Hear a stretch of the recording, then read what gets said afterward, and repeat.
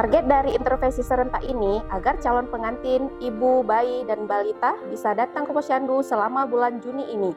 Jadwalnya bisa disesuaikan dengan hari buka Posyandu di tempat tinggal masing-masing. Intervensi serentak menyasar calon pengantin, ibu hamil, bayi, dan balita. Mereka akan diberikan layanan sesuai dengan kelompok sasaran.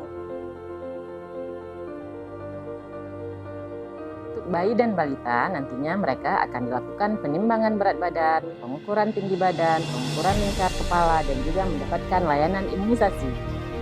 Imunisasi ini penting loh agar anak-anak kita dapat tumbuh sehat dan terhindar dari penyakit yang dapat dicegah dengan imunisasi. Jatim nantinya akan ada screening layak hamil, pengukuran lingkar lengan atas atau yang disebut dengan lila, dan edukasi pentingnya makan makanan bergizi untuk mencegah jangan sampai terjadinya anemia. Jatim juga perlu diedukasikan tentang pentingnya mempersiapkan diri sejak dini agar tidak terjadinya anemia. Mereka perlu disiapkan dengan baik sebelum kehamilan.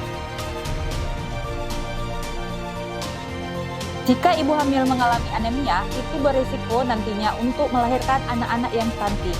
Ini yang harus kita hindari ya. Untuk ibu hamil nantinya juga akan mendapatkan layanan kesehatan yang sesuai. Ingat, yang penting jika ditemukan adanya masalah pada ibu hamil, maka akan dilakukan intervensi sesuai tata laksana yang ada. Untuk ibu hamil nantinya juga akan mendapatkan layanan kesehatan yang sesuai.